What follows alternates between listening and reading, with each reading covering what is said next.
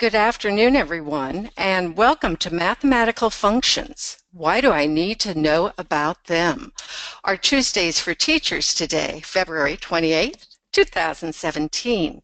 I'm Bonnie Goonan, and with me today is my partner, Susan Pittman. We also have online today Daphne Atkinson and Debbie Fawcett with the GED Testing Service. Today we're going to do something just a little bit different. We are going to talk a little bit about high impact indicators, those things that drive our instruction. Then we're also going to review the basics of something called mathematical functions. And along with that, we're going to investigate how important it is that our students understand those, basically the basics. And as always, we're going to share a lot of resources and ideas because there's no way that Susan and I, in this short time we have with you, can give you everything you need to know about functions in order to assist your students to become masters at it. So as we go through today, we're going to take you to the web different times. Please do not worry that you need to get down all of these websites because in your workbook, you have each and every one of them along with the URL in the order that they're going to appear today. So Susan, talk to us a little bit about something called those high impact indicators in math reasoning.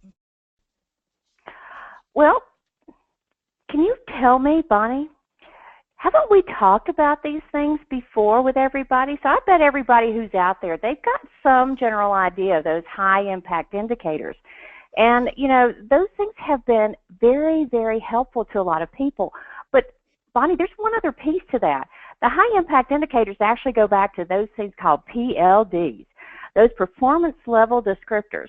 And, you know, that's kind of that broad framework of looking at what is it students need to know at different levels as they're moving through.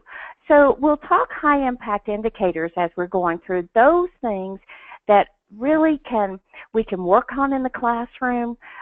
We can go through, and maybe a lot of times we don't cover them quite as much as we should, but we can get a lot of bang out of them because, Bonnie, you know as well as I do, high impact means high impact. It means that they can be used across different boards.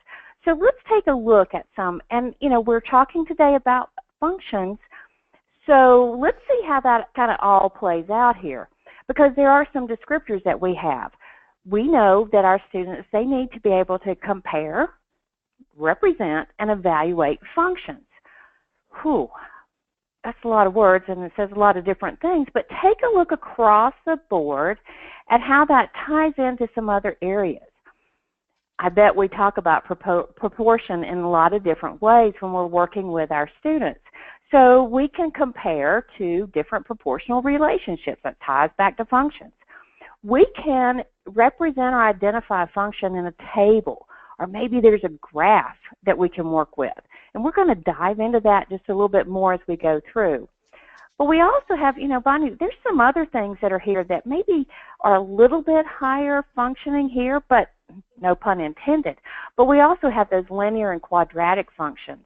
And also we can look at different properties of how things can be represented in different ways. So what we want to do is make sure that our students have that foundation for functions, that they have some general ideas of what these things are. And, you know, one of the questions from the very beginning was, well, why do I need to know about them? I think we also need to look at it from a perspective of how can we relate this back to real life? And so I think that's a big part of what we need to do. So let's take a look at a couple things, and I want everybody who's out there to think in terms of this. Can your students do these different things? Can they identify a function and a non-function that maybe shows up in that's displayed in a graph or table? Could they put values in? If they needed to substitute values for variables, could they do that? And then last but not least, certainly, is that they could convert those functional representations from one form to another and maybe compare some of those properties as they're going through it all. But there's an even bigger question here. Do students really know what a function is? Do they really understand what that represents? So let's take a look at that definition. And let's see what we've got here. Well, we have a function that's really about this relationship, and it's a relationship between a set of things that we input and a set of outputs. But notice that there's a little term in there, permissible, because we can't just have anything there as an output, a permissible output as we go through. So with our little graphic, we see that we've got the input, and it goes over, and now we're going to relate that over to the output itself. Think about it for a minute. Bonnie, did you ever have one of those little fancy decoder rings? Oh, you know me well, and you know I got mine from a Cracker Jacks box when they actually had good gifts. You know, I don't even know if they make Cracker Jacks anymore. But well, they do yes. make Cracker Jacks, but they don't put those decoder rings in them anymore. And, you know, a lot of times what you get instead is a little sticker. But if you had that decoder ring, you were able to input certain things, and then it gave you something so that, wow, you could come up with the secret code. You could decode what was actually there. So did you have fun with that decoder ring, Bonnie? Oh, definitely. And then we would write the answer with lemon juice onto paper. Remember that? I mean, it was all a part of no one else knowing what we had said except that one other person who understood the code. Absolutely. Absolutely. So where else could we see those kind of codes, Bonnie? Well, you know, it's very interesting to me, but it's been throughout history that we've had codes. In fact, Washington used to use code. If you would go into some of the archives, you'll see that he communicated, especially during, you know, the war.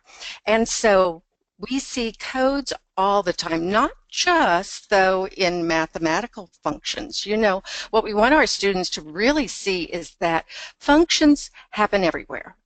In fact, although the math functions work with numbers, we have functions everywhere else besides decoder rings because, take a look at this. Plant growth depends on sunlight and rainfall. That sounds like a function to me.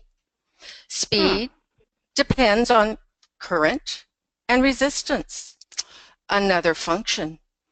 And even test grades, they depend, of course, on attitude and listening and doing everything, all of those other variables.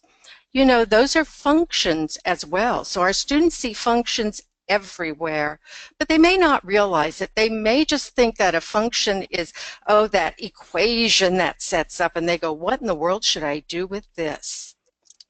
Well, if we're going to work with functions, then sometimes, and I know especially because quite honestly, you know, we look across maybe some of our workbooks or look at some of our computer-based programs, and, you know, they can't cover everything that's in there. So there are some resources, I think, that are out there, Bonnie, that we can actually use where we can add a little bit more information as we're going through. So, but let's take a little bit closer look at that function. And we've got a couple things here that we want to look at. Remember, it's a relation where we've got each element of the domain, boy, we got a new word there, is paired with exactly one element of the range. Well, we saw that little graphic earlier. So, Bonnie, can we look at that again and see what that... let's take a closer look. Okay, so what we have is that we have X, which is our input, or it's an element of the domain. It goes over, and we've got that relationship that's in there, and we've got that strange F that's sitting there. And then we have that output, and that talks about the range itself. So sometimes with our students, Bonnie, I think a big part of this just comes back to the fact that they see some of these characters, and they don't recognize it. They're not familiar with it. And so maybe they need a little bit more work with this. So when we look at this graphic, it's another way of saying it, that there's one and only one output with each input. That we have to keep in order, that we can have only one and one. Okay. All right. As we said before, in order for a relationship to be a function, though, it looks like we have to do something with it. Am I correct? We do. We got to deal with that input first. Got to put it in that magic function machine.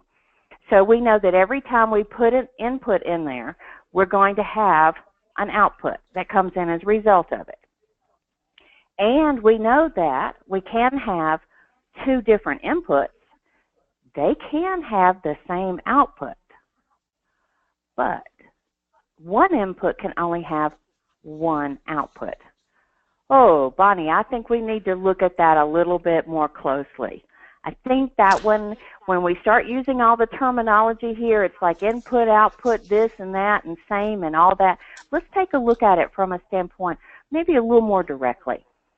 And you know, Susan, you're so correct, because I remember when I was teaching functions and there was this wonderful thing called the function rule, and we would read it in class and we'd read it again, and you know what happens when you read it too many times. It makes absolutely no sense. So that lovely function rule of each input value gives back exactly one output value. So in order for a relationship to be a function, every input must have an output.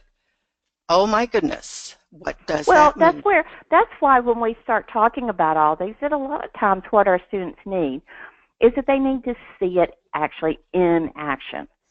Okay. So let's put it in action. Let's play with it just a little bit. Okay. So we have an input over here. Yes, I have an input, also known as a domain, so I think I have a synonym there, of -3, a 1, a 3, and a 4. Then I have the output, which is a 3, 1, and -2. And of course, my question is it a function? Well, this is the way I started with my students so that they could see it. I said, let's draw a map. Let's put the input in one side of the map, and let's put the output on the other side.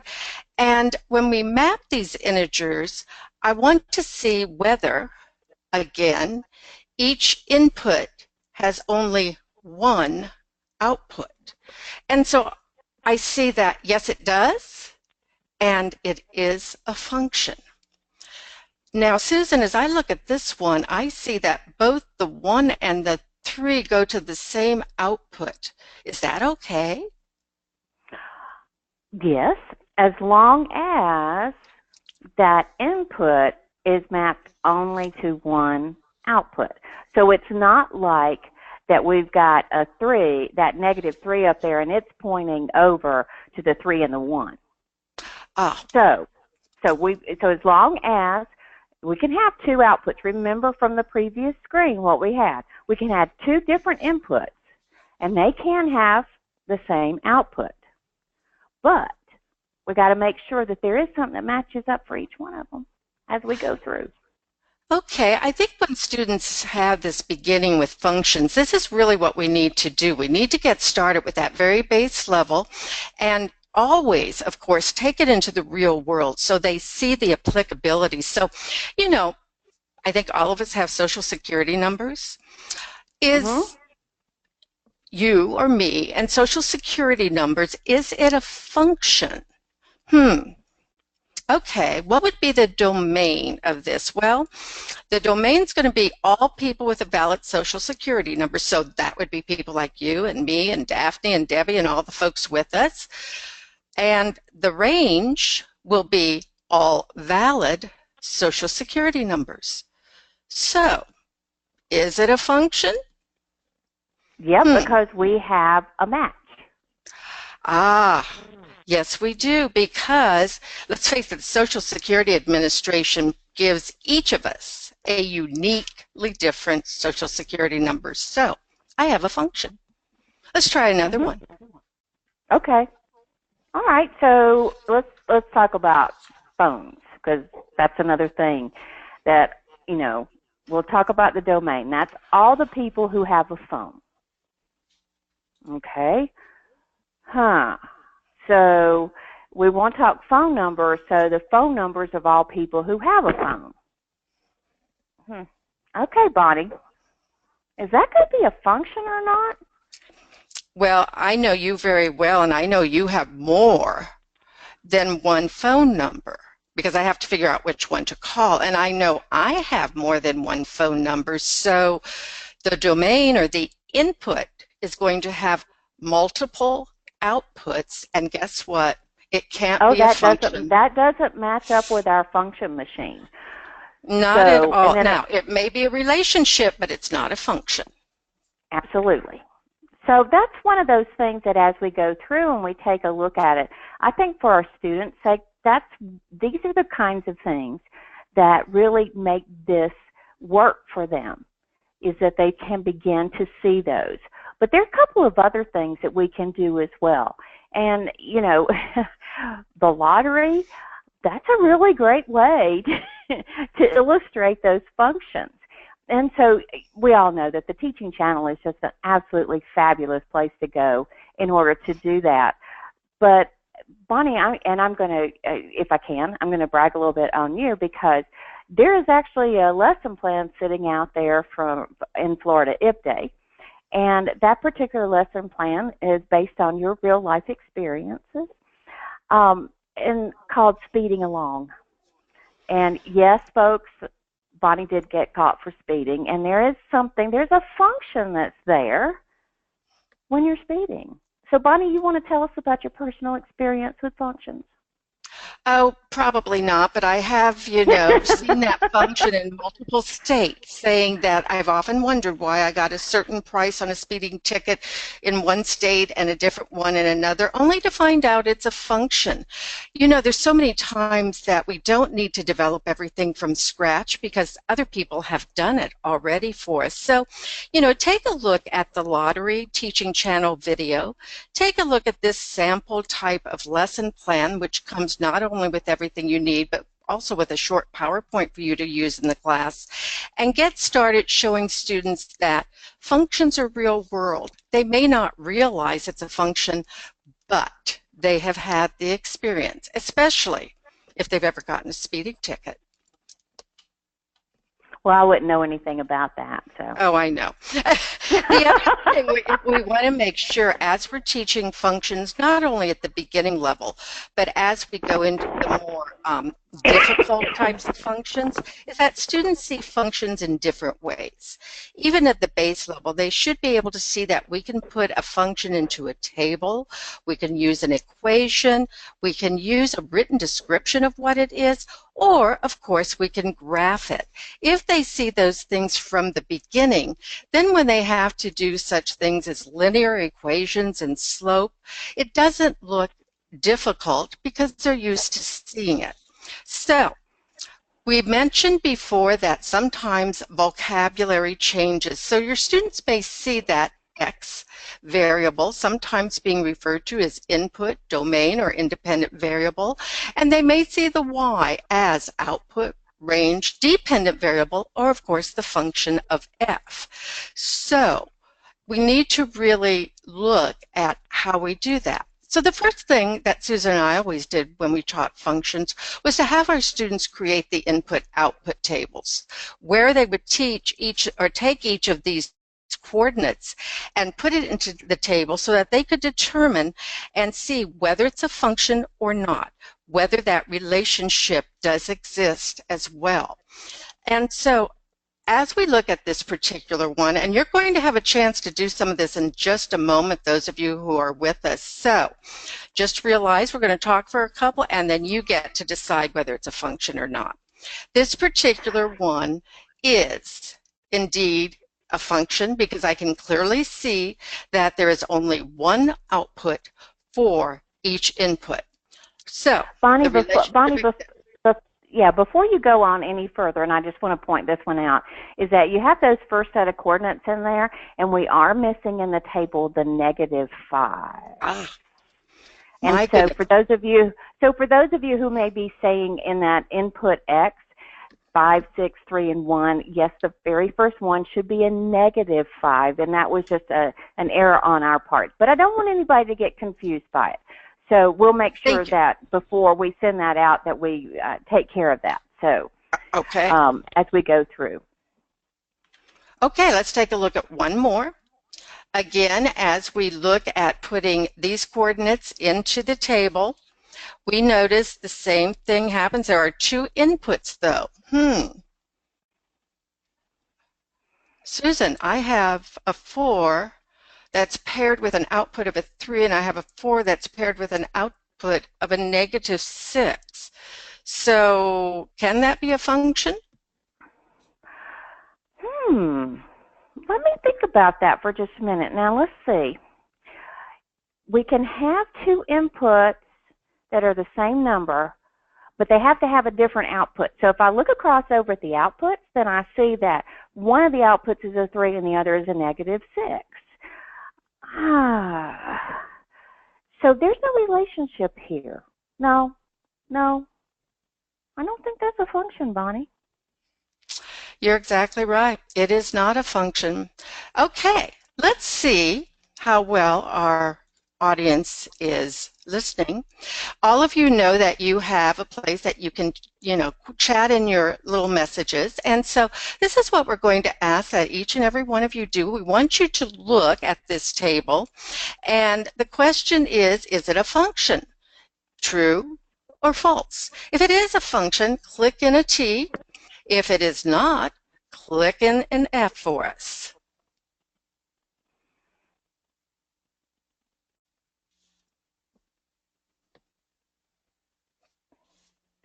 Okay, so Bonnie, we have some things coming through here, and we have kind of on the answers here, we got a little bit of a mix.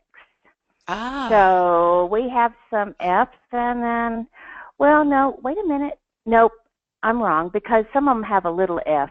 It looked like a T without my glasses on. Oh, no, as we're going through. So actually, most people here are saying that, no, that's not a function. It's a brilliant group. We knew that. And no, it is not a function because there's two of the same inputs, -10, but they each have that different output. So it's not a function. Okay, let's try another one. True or false? Is it a function?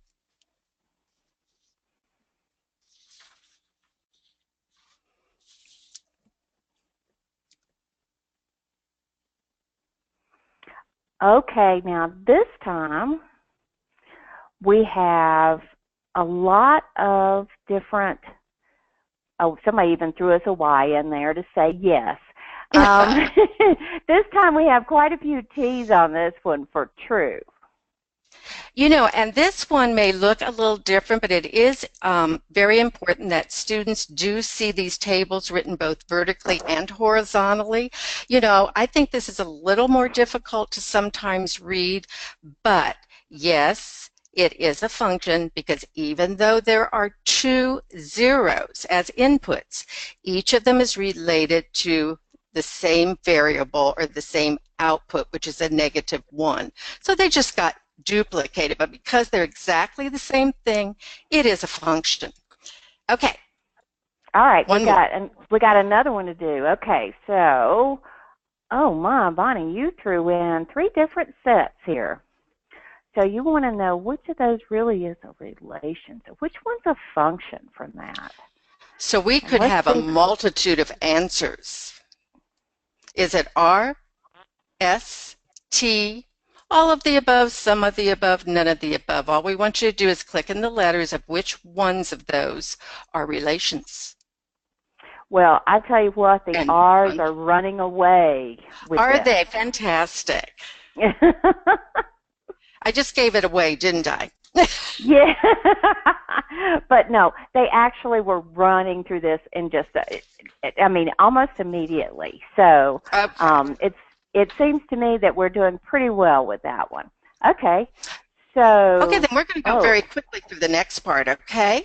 And it's called the vertical line test. And many of us may be real familiar with that because it's that a relation is a function if a vertical line drawn through its graph, we're going to use a graph, passes through only one point. So we often call it the pencil test. And if our students just take a pencil or their hand and move it from left to right, if it crosses more than one point, it is not a function.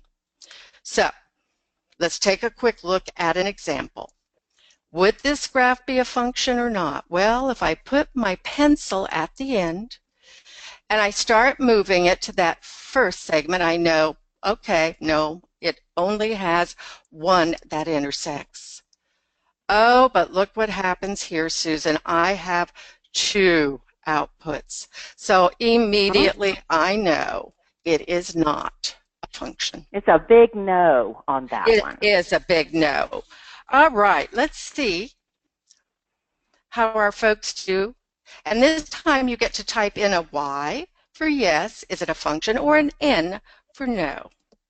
And the Y's have it. They are They are moving coming through quickly. so fast. All right. Looking One more? good. I think that they have said soundly that this is definitely a yes as they go through. How about this one? They were right. Okay. Yes, they were. And you know what, Bonnie, the Y's just keep on coming. You know, and this one may be confusing for students if all they've seen is something like a circle or a line. So sometimes there can be very interesting looking lines that still says that it is indeed a function. So what do we have here, Susan? Oh, yes. Oh, yes. Okay. And the Y's they are have correct. it. All right, how about this one? And, oh, come on now. And that one, of course, is a no. And it says over and over the N's are saying it as they move through. Of course, we did have someone who confessed to the fact that on their print and on their handouts it's showing up. Ah. Well, so, let's try this one.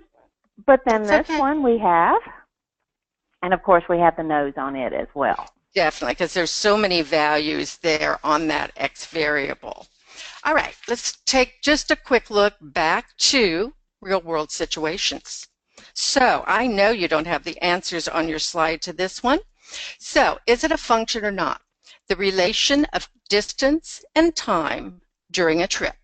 Yes or no?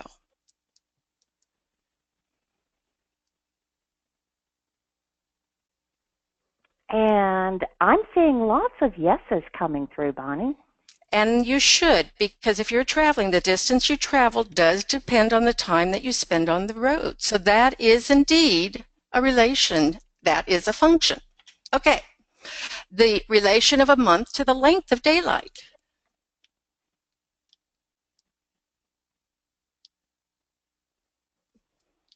Okay, now this one's interesting, Bonnie, because I'm getting a mix of no's and yeses, and I did get one that was even a couple question marks. Ah.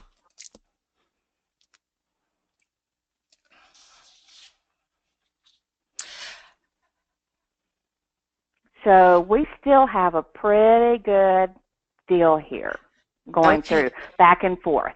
So, Bonnie, what is it here? This is a function. Is there a relationship? Well, first of all, yes, definitely a relationship. But there's also a function because each month of the year is going to have a specific amount of daylight hours. And each month is going to have a different output. So yes, it is a function. Okay. Different inputs, but with one output for each. Okay, how about the relation of a person's shoe size to their height? And this time I got a lot very fast of, no. So true, so true. There can be many of us at 5'4", and I guarantee many of us will have different shoe sizes. Okay, one more. The relation of amount of money earned and hours worked.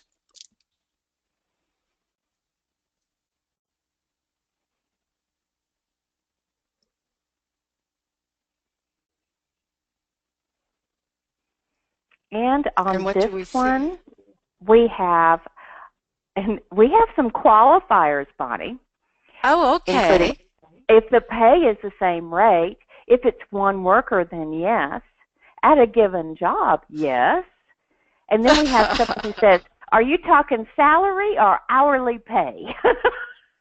Yes, that's true. Hourly pay. So there were some really good ones on qualifier, but it is a function. If I work more hours at X number of dollars per hour, yes, I will have a function, but I really like those qualifiers. And many Well, they times our did, and students will ask that too. well, and that's the kind of thing that we really, we want to have students questioning things. And that just shows that they're kicking into those critical thinking skills, and they are relating those functions to real life, but they're also bringing other information into it. So the main thing is for them to still go back and look at what are the specific factors that are included within this. What's the input? What's the output that we're looking for? So, but I think, Bonnie, everybody did a great job with that in coming through. They really did, and those are the types of skills we hope that your students are getting prior to seeing something like this called function notation. Because if they've had a good grounding in graphs and tables, etc., this is going to make much more sense. However, we have a few little things here that sometimes cause our students an issue. And because functions are used so often, there has been this shorthand that's been developed. But when I look at that shorthand, the name of the function, the input, and the output, one of the things that students often do not understand is that f is not a variable. They need to understand that it is not a variable. It does not mean f times X. I don't know how many times I'd have to tell students, no, don't think of it as F times X, but rather it's just a different way of writing like a Y in the equation. And it is read that the function of F or F of X equals 3 plus 2.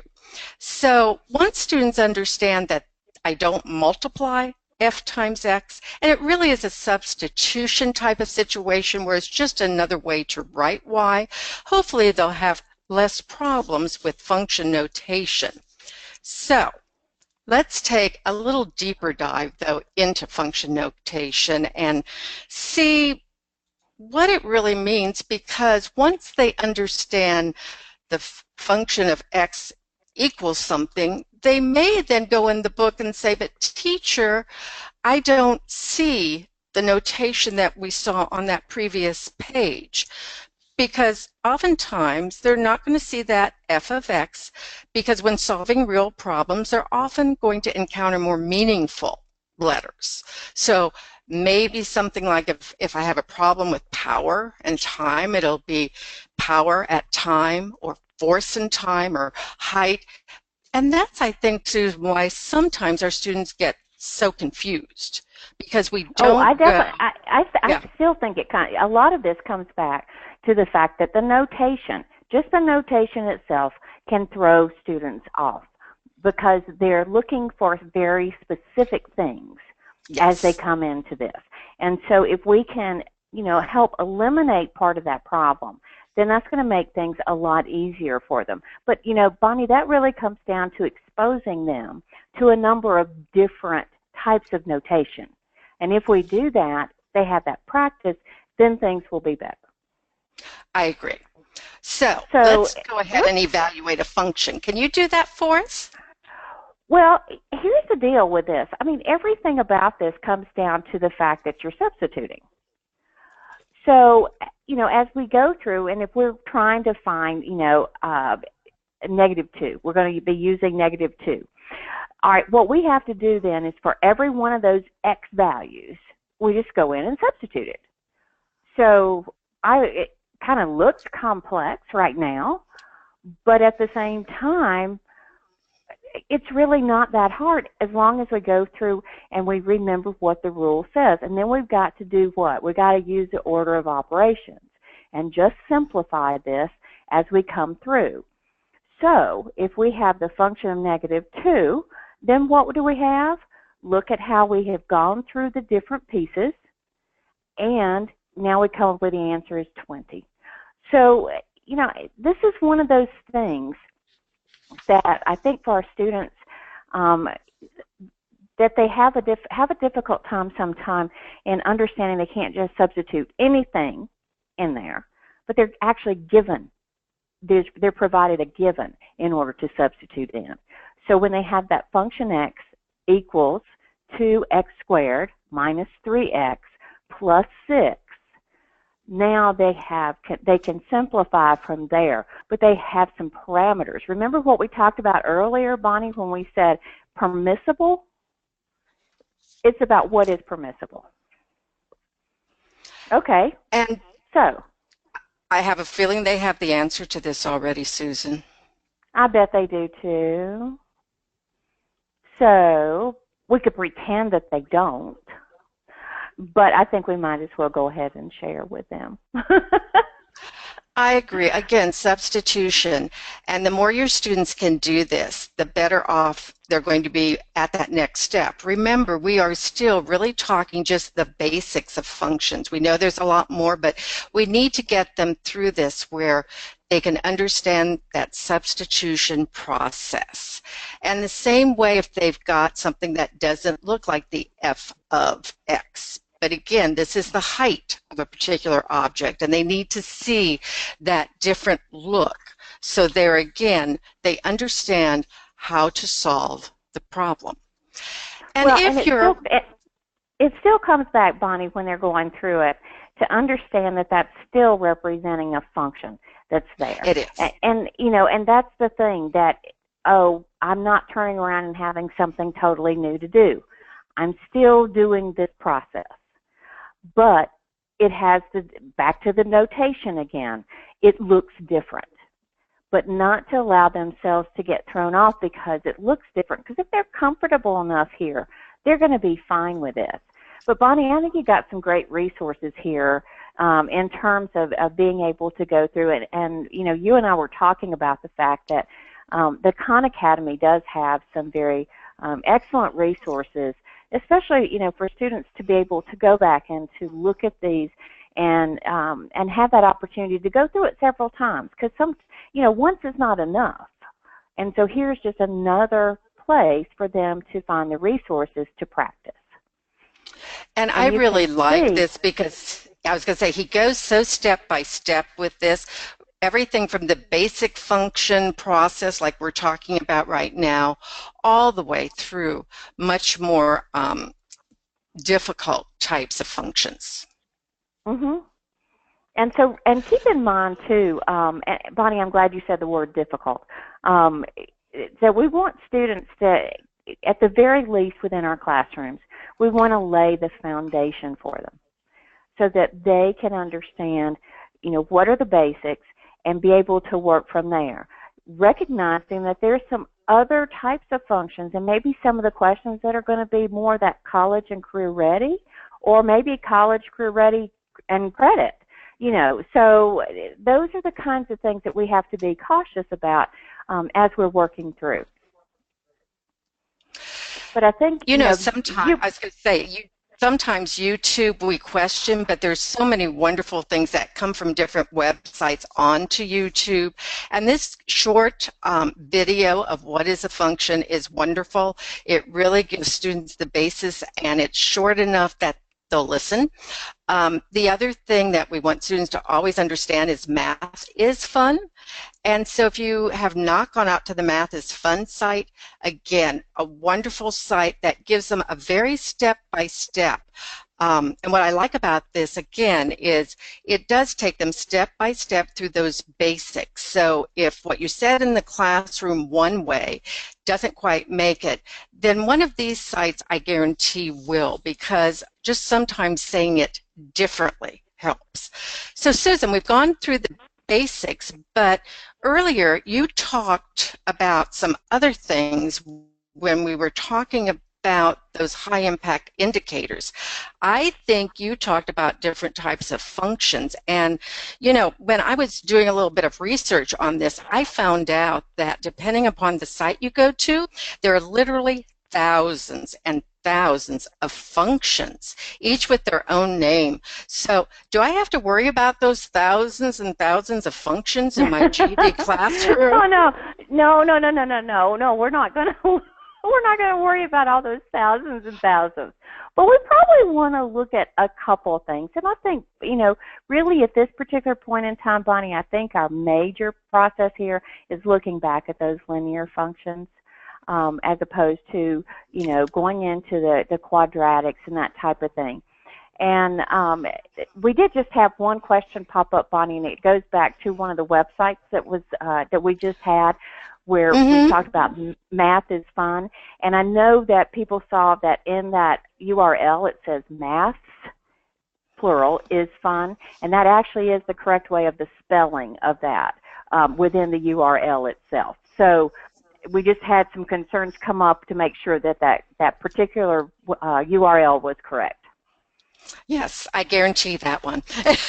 Yes, I do too. Because my first inclination with this is to always want to say mathisfun.com, and it's maths with the S on it. So, okay. So Bonnie, back to you. You said linear functions. Let's say samples. Okay, what have we got here? Well, let's first of all look at a few real-world ones. And if we convert between Celsius and Fahrenheit, guess what? That's a linear function. Gee, and I just had to do that today for something else. But you know what? Yes, there's another thing that we've got here. If you've got that utility company and they give you that fixed monthly rate, then they give you this other rate for each unit of power consumed, guess what? A linear function will show the monthly cost of power. So we could even do that cost. Now we've got a formula sitting there for that, how we calculate that. And if you've got someone who's working on commission and they have a base salary and the commission added on to that, think about it from that standpoint, that they're actually going to have, that's another linear function. They're everywhere. I know they are. And as we look at linear functions, again, we want our students to understand that they can be written in three different forms. We've got the standard form, but we also know we have the point slope form and the slope intercept form. So all of those need to be taught when we teach linear functions. But there again, just like when we started out with the basics of functions, we need to go step by step so they don't feel like, oh my goodness, what do I use? And a little bit later we'll talk about, there was a sample question in the item sampler that really had students use some of these formulas when the reality was they could have done it in what they termed common sense. However, many folks got very confused because they were seeing multiple types or forms of a linear function. So, is this also a real world one? Let me take a look at that. Okay, we got a base one-time fee, and then we got $75. Boy, that's an inexpensive lawyer. $75 for each hour. The total cost of the lawyer, if you consulted for 1, 2, 3. Yes, look at that. You know, to me, it looks just like regular math, though, Susan. I don't see it. But it does. I mean, well, it does look. I mean, that's why when we look at these different things, this doesn't have to be hard. You know, we do these things and we don't even realize that we are doing these. That's the issue with all of this, so that when our students get kind of all freaked out over certain things, we can go back and say, well, look, you were doing that anyway. Okay, so you're telling me that in standard form, sometimes I can just figure it out using math. Okay, how about this thing called X and Y intercepts? Let me see what it says. The x-intercept is where a function crosses the x-axis, and the y-intercept is where a function crosses the y-axis. And in this graph, it says that the x-intercept is -2. Okay, that's where x crosses. And the y-intercept is 2. Okay, I can see where both of those work. Do I need to know this, though? Well, it is kind of one of those big concepts, Bonnie. Okay. When So we I guess start I need working, to do this. well, this is the kind of thing that, yes, we do need to. I think that, first of all, our students can do this. It may be a, quote, big concept, and it may be sometimes what students consider to be a little challenging, but at the same time, they can do this. And sometimes it's about showing them that they can do it just like with the lawyer. They can do that, and they don't have to use all these complicated formulas, but then when they realize that what they just did really does represent this, that can be a really big confidence booster as they're going through and working with it. Because what do we want to do? We want to see that slope intercept. What is it? Slope is the rate of change. And there's a formula that we can use within this as we're working through. And we also know that, and you want to go ahead and show the formula itself, we can see we've got X, which is an input, the Y is the output. Now we've got the M, which shows us the slope, and then we've got B, which shows us where that y-intercept is. So it's really about kind of breaking it down a little bit so that students, now that they understand inputs and outputs, maybe now this will be not such a big deal for them to work with.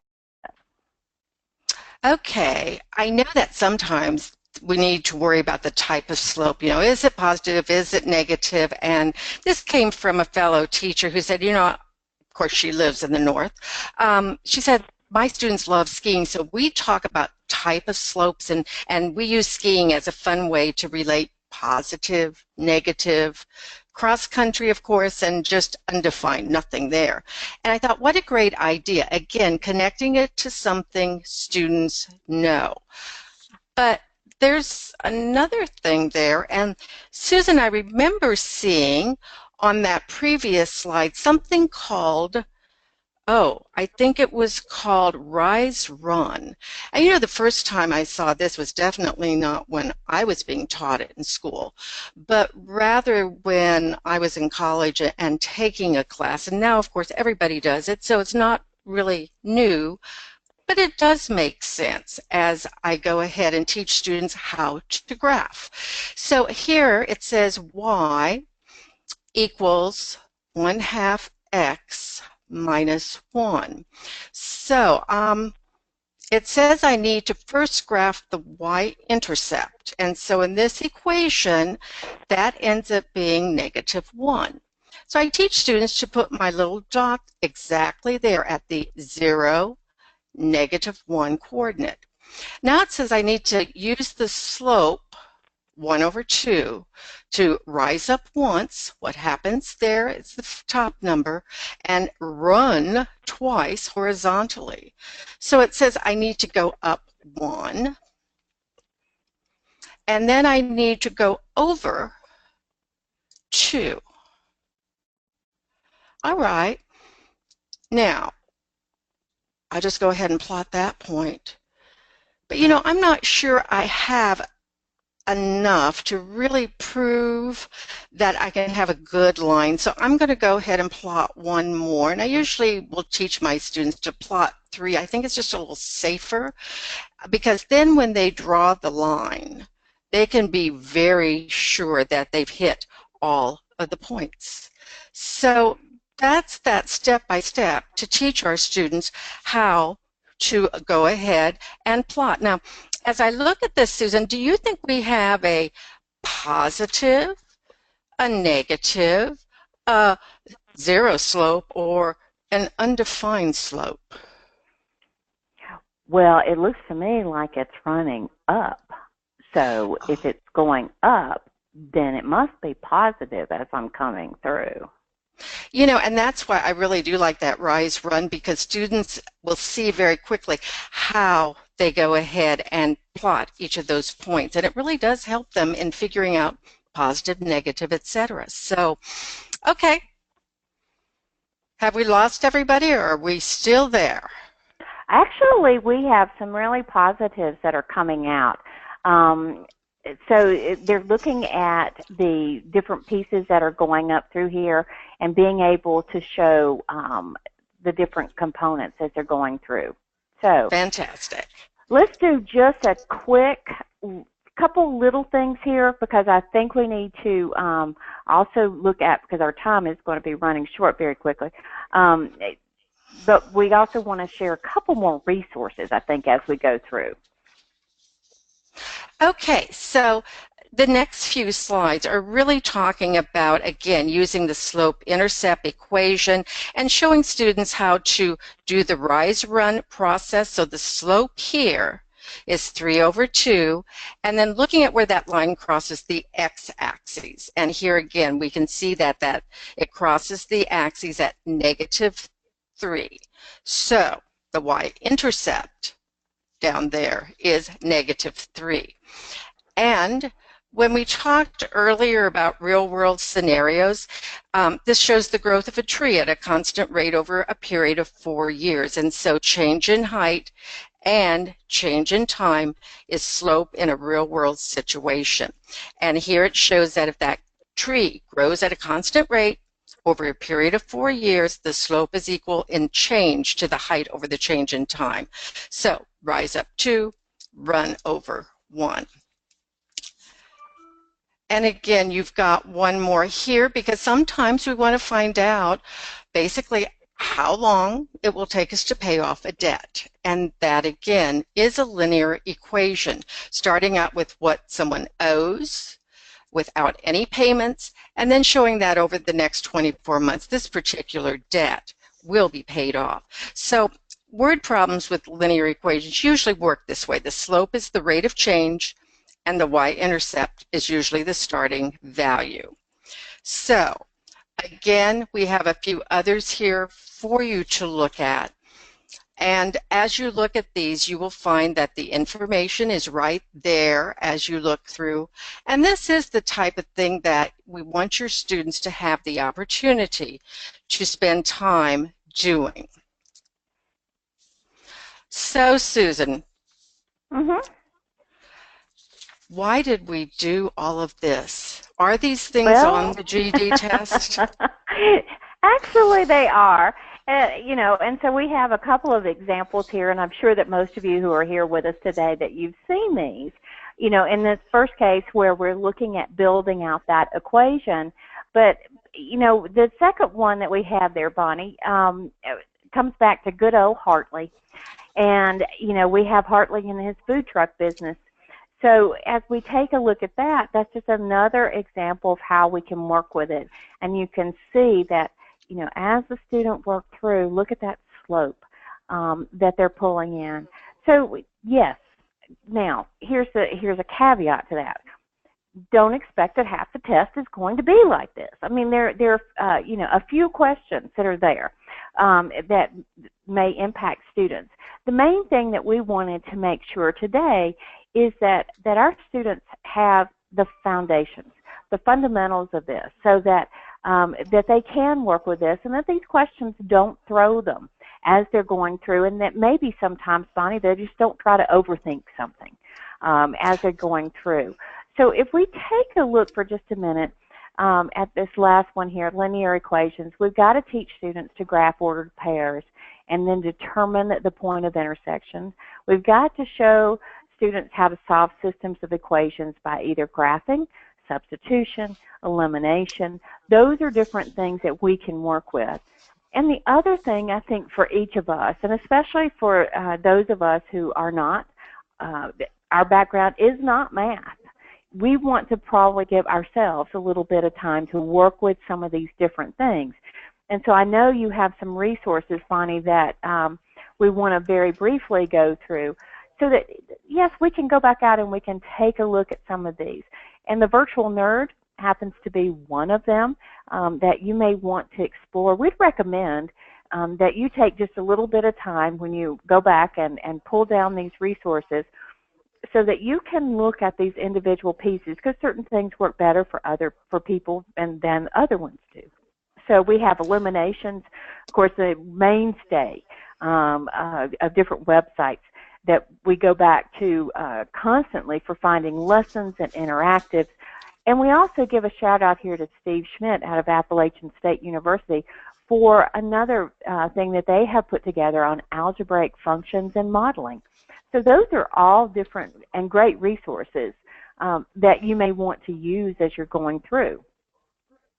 One of the And I things don't that think, I like about, I was going to say, one of the things I like about Virtual Nerd is if you've never been out there outside of, I wish he had done a different name, he has about 1,500 video lessons that cover all different types of math. And you can see from just the graphic here, the rate of change in calculating X and Y intercepts, a different way of looking at things, very similar in process to some of the things of the Khan Academy. But there again, one that we've been using for a while. So if it's a new one to you, take a look at it because, as Susan said, different things work for different people. We talked about Khan earlier, just realized that he has so many different segments to equations or to functions. So consequently, you may again take a look at his site that does the linear equations and functions. The last one there is Math Antics. Younger gentleman, very outgoing. He has a whole lot of things there.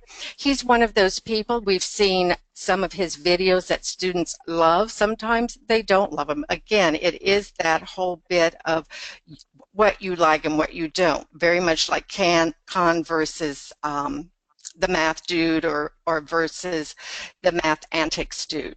One of the things, and it's because we have worked with Florida so much, but the beginning algebra, if you want something that just gives you some worksheets with an explanation, lots of great things under this particular site, and it was written by a developmental ed math instructor, and so it really is very much a step-by-step. Not a whole lot of exploration, but rather a great resource for you to just provide some practice time for your students. But in the last couple moments with you before we turn it over to Daphne and Debbie and we answer a lot of questions that are coming in, we do want you to remember that functions are not always linear, even though that's where we have put most of our focus today. Because without those basics, without the linear, then everything else will not make sense to our students either. And we've heard over and over that students have gotten hung up on questions where they had to determine whether something was a function or not. Because when they looked at a graph and it wasn't a straight line, they figured it wasn't a function. Or when they looked at the tables like we did earlier and saw two of the same inputs but with the same outputs, they did not think that was a function. So just realize that yes, the GED test does assess nonlinear equations such as quadratic, exponential, too. They are much more the college career ready types of standards that we see. Some of our students may be ready for that more rigorous instruction, but without those basics, they won't be. So to get you started with some of those higher level functions, what we've done is provided you with just a few resources to get going. One goes back to the Annenberg Learner. And the Annenberg Learner, earlier on, you had some easy things with functions, but this particular workshop for instructors really talks about some of those higher levels, those quadratics, those exponential. Susan and I really like Annenberg because sometimes it's a great tool for us to get our skills back. You know, you take a look at something, you go, I'm sure I remember how to do that, but if I can just have a little bit of look at how to do it. The other thing that the Annenberg does is gives you a lot of great strategies for how to teach things. So higher level, go into that insights into Algebra 1. The other thing is the Math Dude. We've used the Math Dude for videos at lower levels, but he also has the properties of functions at the higher level where he talks about quadratic, linear, and exponential, comparing and contrasting those. Again, all you have to do is go to Khan, and you will have a much higher level as you look at quadratics and exponentials. And the other thing is inside mathematics. Don't overlook some of the K-12 materials that come from different sites. And so when you look, if you've not been to Inside Mathematics, again, a great site that provides a lot of excellent information. I'll just quickly pull up the functions, but you can see how to interpret them, how to build them, and there again, it's got those higher level or those more difficult types of functions, all depending upon your students and their readiness to be there. So, Susan, let's just talk about a quick tips. Yeah, we're going to do just a few tips for teaching functions and just a couple of things because I think we've reiterated this a couple of times. Let's make it meaningful. Do as we did, start with a very concrete. You're going to, as the instructor, have to make what you're thinking visible to the students around you so that they understand and that they can replicate that. They need your modeling and your scaffolding as we go through. Keep in mind that, for students, they can solve problems many different ways. Just as we showed that there are different ways that functions can be represented. Problems can be solved in different ways. We want to make sure that it's not just about, here's a rule and what does that rule mean, but here's how it's applied. Here's what it means. And our students also need time to talk. They need time to talk about why they think something is a given way. And, we would love the fact that on this particular webinar, if we could actually have everybody talking, but when there are over 400 of you, that means that we can't do that. So we have to depend on the questions that are coming through in order to do that. So, those are the kinds of things, so that in the classroom, that where you have a smaller setting, that you do have that time to talk about, how this works and the whys of this so that students can actually demonstrate to you that they understand. So having said that, Bonnie, before we click over to some quick poll questions, could you show everybody the workbook very quickly? That there's just a small workbook that you have, and that just deals with some of the mathematical functions and why do I need them. We have some information there on high impact indicators. You also have within that vocabulary, because that's a big part of our students. We talked about they don't know the notation, but they also sometimes just don't know the vocabulary as they're going through. And then you also have some information on linear, quadratic, and exponential functions, and then all of those different sites that we have gone through and talked about, and even more. They're all included here in the workbook itself. So that gives you some resources as we're going through. And one other thing is that we have had, and we will make sure that we do this, we have had, Bonnie, a couple of questions saying that we need to check one of the problems that we had and make sure that we have that correct. So for those of you who pointed that out, then, we will make sure that we check anything like that if there may possibly be an error before we go back and post these materials again.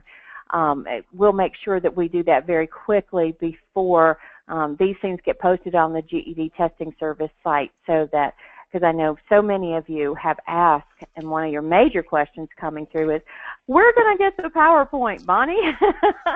And so we have had, a lot of requests for the materials, and all of those things will be available on the GED testing service .com website, so that you can go into the webinars and actually look in those archives, and all those materials will be there for you, as well as a recording of this webinar itself, because we have been recording as we've been going through. So having said that, we do have some polling questions that we have out there that we want to do a quick poll of people today, because we'd like to get some information from you. And Daphne or Debbie, either one, would you like to chime in here?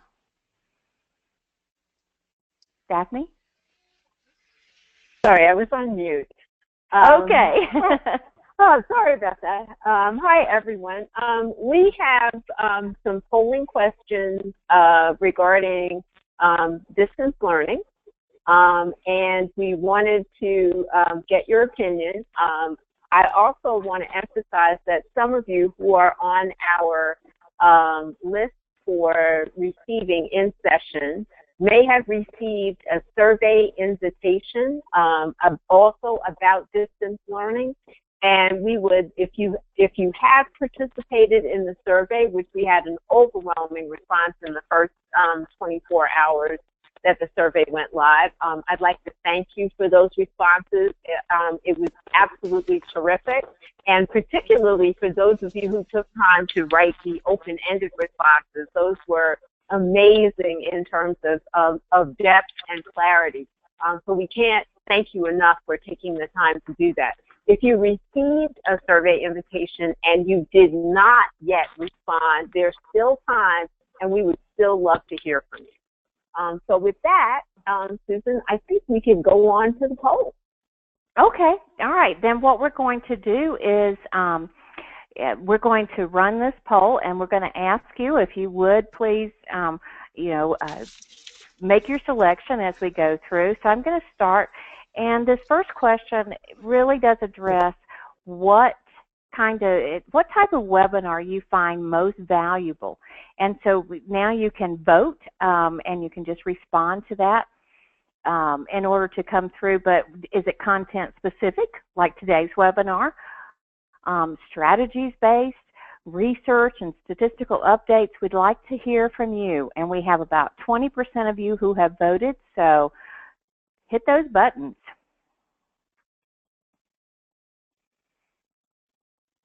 And this one, you are allowed to select all that apply, so keep that in mind. Because I know that some of you are probably going, I like this and I like this. And we can accommodate you. Yes, we can.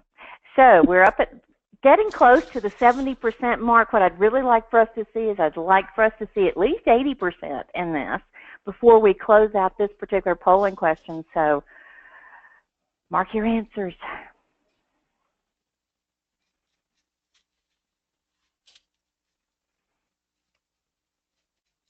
And it's really interesting, Daphne, Debbie, and Bonnie as well, that as I look at this and these results are coming in, that we do have a very high percentage that are coming in saying content specific.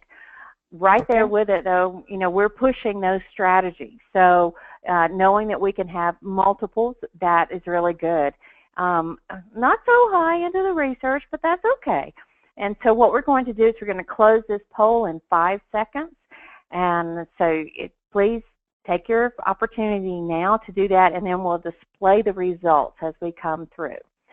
So, and the poll at 75% voted is now closed, and I'll share that response with you so that you can see what we have coming on at this particular point in time. Okay, excellent. Okay, so now let's go back, and we're going to go to another polling question. And which of the following would you like to see, let me pull up the question again, to see more of in webinars? The ability to, and I'll launch this, to participate in more polls and answer questions in chat boards, to just verbally discuss ideas through an open mic session, or complete tasks that are similar to those taught to students. And boy, are we off to a fast start on the complete task, with 87% of you right now coming in to say that that's really what you'd like to see. Okay. We can't tell you how helpful this is. This makes a huge difference to us, and we do understand that when we have so many people on a webinar like we do today, that doing an open mic session is a little challenging. I mean, it can be done, but it is a little bit challenging. But it does help us as we're in the development phase to look at how we can incorporate more of those tasks that people could actually do. So we'll take a look at that. So I'm closing in 5 seconds.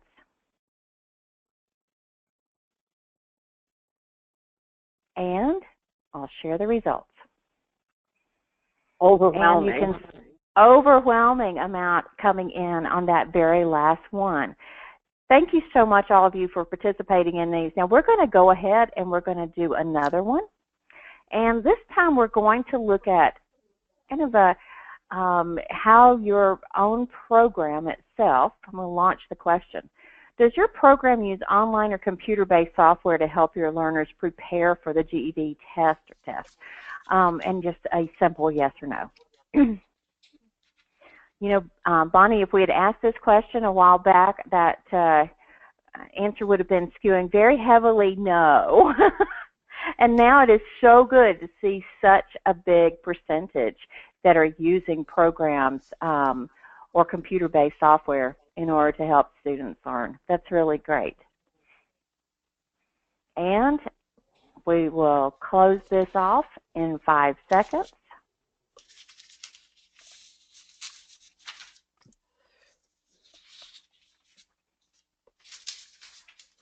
And share the results. And we do have 80% of you who are using online programs. So let's take a look. Now let's go to our next question. And from this standpoint, let's look at it from a standpoint of how our learners out there use that. Do they use it independently, or is this something where you're assisting them as they go through? Or, again, for those of you who aren't using, then it would be a not applicable.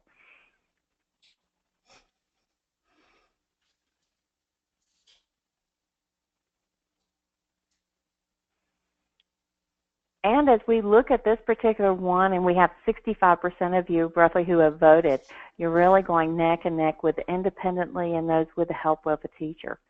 And right now with only a couple percentage points difference in between. So in 5 seconds,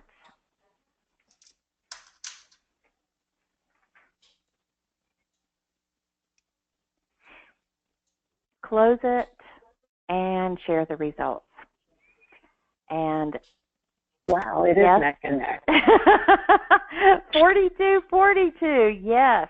And in this particular case, again, we had a single answer required, so you came in right at the end here. Okay, let's go one more. Can your learners access GED prep materials online from home?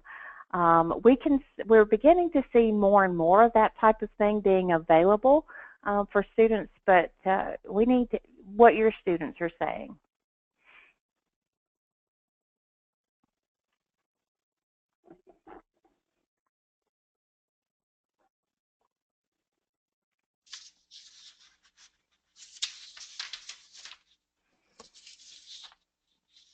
And boy, have you all started voting much faster now than you did when we first started. So we're only 38 seconds in, and we already have almost 75% of you. It took over a minute to do that before, so you're doing a great job here as we're moving through. So we'll close in 5 seconds.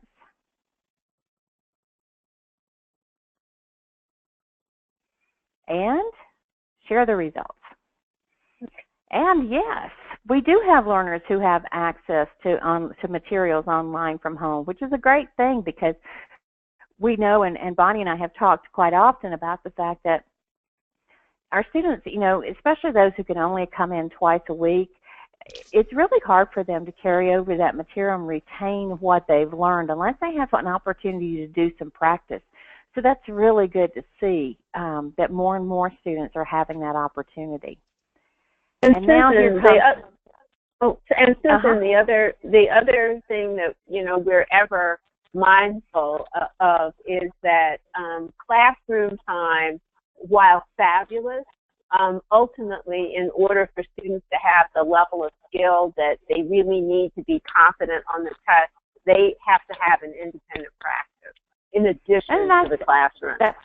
You're absolutely right. Now, but we have the $64,000 question because we talked about that accessibility of that accessing materials online while they're at home. Now, to your knowledge, do they use it? And if you would, $64,000 question. And for those of you who don't know, remember the $64,000 question, the show, like some of us do. But anyway, and as we're going through this one again, very, very close as we're looking at this between the yeses and the nos.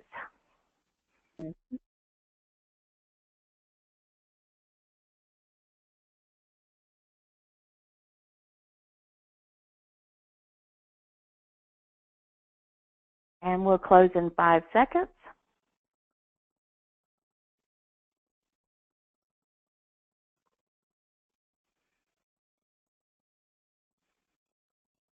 Close and share.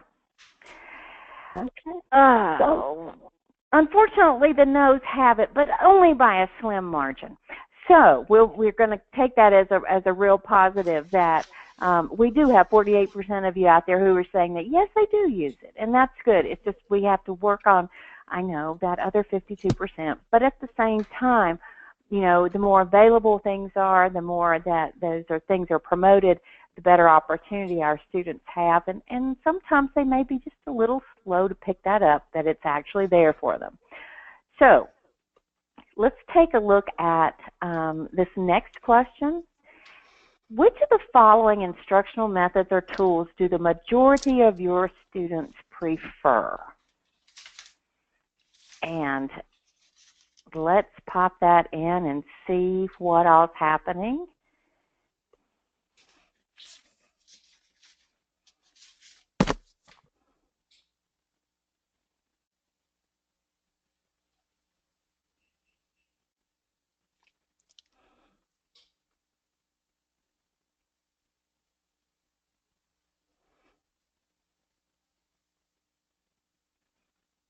And as we look at this, we're going to take 5 seconds more.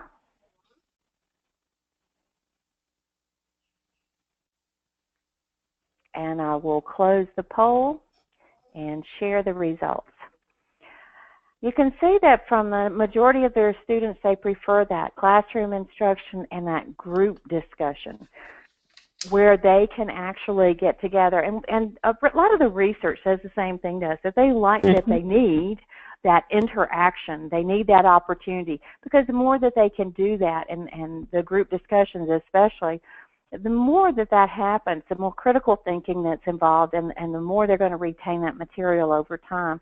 We do have, and we're quite aware across the country, we have a lot of individual instruction that's out there for those students who, you know, I just need to get in, get this done, and kind of move on. And also we see that online or computer-based at 9%, so not at the level of the others. So I think, Daphne, I believe we have one more question. Yeah. And this time, would your learners value accessing classroom instruction from their phones or other mobile devices? Lord knows that those things are attached to their hands, and we sometimes wonder if they're able to ever let them go. But again, you know, this is something that our students, and especially when you look at the learners that we have, they are able to use those phones for lots of different things, their smartphones, their other mobile devices. And so maybe we're kind of missing some things here if we don't take more advantage and a greater advantage of that. And you were very quick on the voting on this particular one, so I am going to close the polls and share the results. Wow. And yes, you would like, your learners would value being able to learn from their phones or their other mobile devices, be able to access information. And yes, they are a part of that information age where those are the types of things that they'd like to see. So having said that, I will close out these. Thank you all so very much for providing the responses on this. But again, this all helps us as we're trying to put material together. And so at this particular point, I will turn it back to Daphne. Anything else that we need before we try to dig into maybe a couple questions? I know we don't have much time left. Okay, Debbie? Yeah, I think we're going to jump ahead to me. This is Debbie. And just as we are spending this time, which we value very much with you, to support you with our adult learners, there's another thing that we're doing in support of our adult learners right now, and we'd like to remind you that our promotion to try to encourage our students to get on in to test continues through March 15th. So if they buy a test voucher, they get a free GED Ready test voucher. So just wanted you to know we're only halfway through the promotion, and since so many of you on this call are the boots on the ground educators looking those students in the face, we wanted to make sure you were still remembering that, and if there's an opportunity to help one student move forward, we hope you take advantage of that. Thank you. Thanks, Debbie. And now we will tell you that next Tuesdays for teachers is April 25th. Based on the information you are providing to the four of us on this call, as you can tell, we're very serious about tailoring these sessions to what your needs are. Understand that we will take these answers and look forward to the Tuesday, April 25th session. And unless Daphne has anything to add, I think Bonnie and Susan, we have a few minutes to open up the mics for questions. Is that correct? Well, we won't. We're going to take a look at all these questions that we have sitting here now in terms of taking a look at some of the things that people have asked. So I'm just doing, because I do know that we're very limited in our time, but I'm taking a look through some of the questions to see if there's anything that we've missed. One thing I will ask, and this will come back, we've had a question from David Stanley wanting to know about if there's going to be any other type of discounted price for GED Ready other than the promotion we have right now. He wanted to know if there's anything in the works for that. Daphne or Debbie? I'll jump in. You know, we're always looking for ways to encourage our students to help them and promote the test experience, but very honestly, we take it one promotion at a time. I'm sure we will look at something further down the line, but we're focused on this one that ends on March 15th.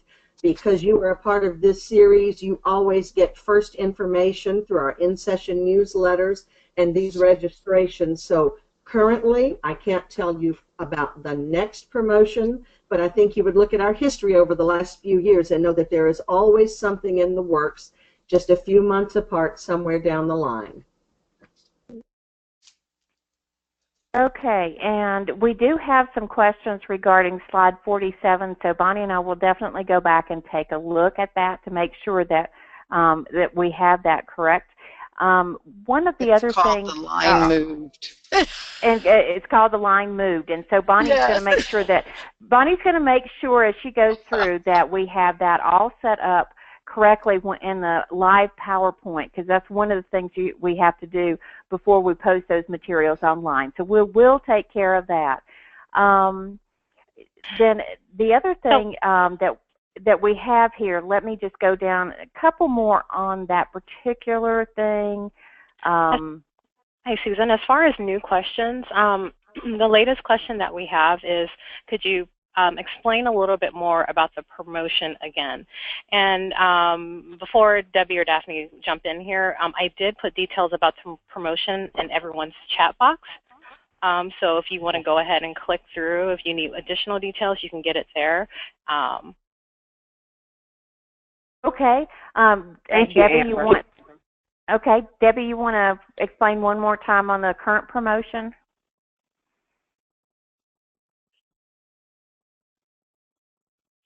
And I know Debbie is muted herself right at the moment. Oh, but I was there we go. I was really doing it. Yeah. One more time, Debbie.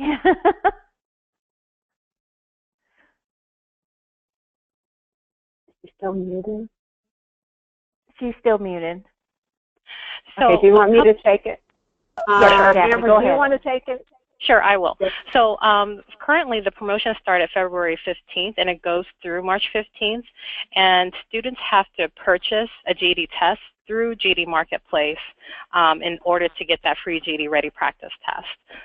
After they have up through a year to actually use that GED Ready voucher. And then if you one good thing about this promotion, we also have resources for educators to use to promote the promotion on that link that I put through in the chat box as well. Okay, thank you so much. And it's also, for those of you who might have had students that participated in the Cyber Monday promotion, it's quite similar to that, where if a student purchased 4 GED tests, they got 4 GED Ready. And part of the reason why we're doing this promotion is to understand a little bit more about what can help students move to testing. Because across the jurisdictions, we have a number of students who scored in the GED Ready green zone who are delayed in terms of moving to testing when they are actually, according to the GED Ready results, they're quite ready. Okay, so we really do want to make sure as we're going through that we have students who, you know, they've done the GED Ready and they really are showing that they're ready.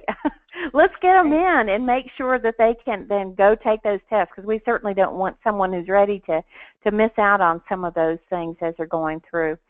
One comment from Evelyn, and I think maybe you can answer this one too. They really would like to have some posters. Are there any downloadable materials, promotions, when you have the different promotions? Is there anything on the website for them to download so they can post it in their classrooms? Absolutely, and the link I provided, the GEDtestingservice.com/promos, on the sidebar at that link, we have a promotion toolkit that you can use to promote this in your classrooms, or we actually have flyers for you. We also have some social media graphics and text for you as well. And I think it's a helpful way to help you guys promote the message, especially through March 15th. Wonderful, and that's great. So that gives you another resource that we'll do. And the other thing is as we're going through, and this is from Michelle Sexton, there are a couple of page numbers, slide numbers that we are going to have some changes on, and we'll get those all posted. So what you may want to do is, it won't be just a matter of downloading that one page. What you'll want to be able to do is just pull the entire thing down when we have those ready. So that came in from one of the people that we were just talking for. So we do have another question, and I think, Daphne, this may be a question for you, or it might be for Debbie, either one. But when students take that GED Ready and they get their results and they show they're in that green zone, what's the percentage that actually pass the actual test when they go on in to take it? Offhand,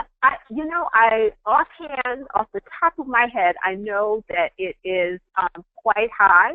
And it's quite high because the GED Ready was normed the same way as the operational test. And so students' results on GED Ready tend to track pretty closely with the results they get on the operational test. So I'm thinking, excuse me, go ahead, Debbie. Daphne, I will tell you, the latest look at those numbers say there is an 83% alignment. Yeah, it's the 83% alignment. That if you're in the green zone, 83% of those move on and pass the test. Perfect. Thank you so much. We appreciate that. Yeah.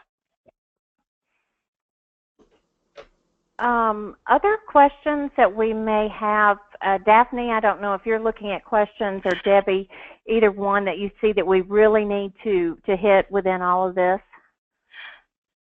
I can read one question off. Are there any scholarships available for the GED Testing Service Conference scheduled in Dallas for July? And I would actually like to say that we do currently have an early bird rate that's going on right now through March 1st. So if you're interested in attending our conference in Dallas, Texas, this year the official dates are July 25th through the 28th. Now is the time to register at $395, and that saves you about $50 on it. Right now, we do not have any scholarships available, but we do have this early bird rate. And I'll put in a link to everyone out in the chat box here shortly. Okay, thank you so much. Oh, we have one other one, Spanish resources. Bonnie, let me ask that question to you. Do you remember off the top of your head some of the websites that we had? Do they have materials in Spanish as well as? And I'm trying to remember, I saw that question. And no, I don't off the top of my head. I know there are some of the sites with things that will do it, but I'm not sure of these. Okay. What we'll do is we'll take a quick look if you know, because sometimes they have a way that you can have some of those translated. I don't know if there's anything within Khan that may do multiple languages, but we'll certainly take a look at that. And we do have a question here. Is the conference always in Texas? No, last year we were in Virginia, Arlington, Virginia. We do try to change it up each year. A couple of years ago, we were actually in Minnesota, and last year Alexandria. This year in Texas, and so we're already starting to look out for different places for the upcoming years. Yeah, we try to move around to different areas. And Evelyn, thank you so much for your comment. What Bonnie and I will do is we're putting materials together. We will look to see if we can find some Spanish resources as we go through. So Bonnie, you and I will keep that in mind as we're working on developing some of the materials.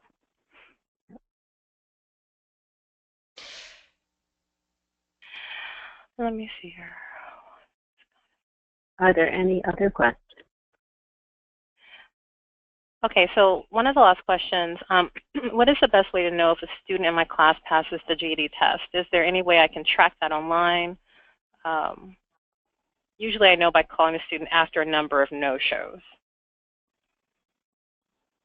Actually, the answer to that question varies greatly upon what state you are calling from. So may I suggest that we have an offline conversation with you at either Daphne or I would be happy to talk with you about it.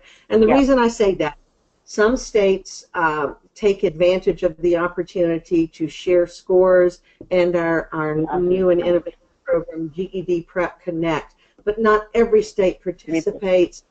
So let's try to talk with you on a state-by-state basis and see what the particulars are for your state and how we can help you with that. Yeah.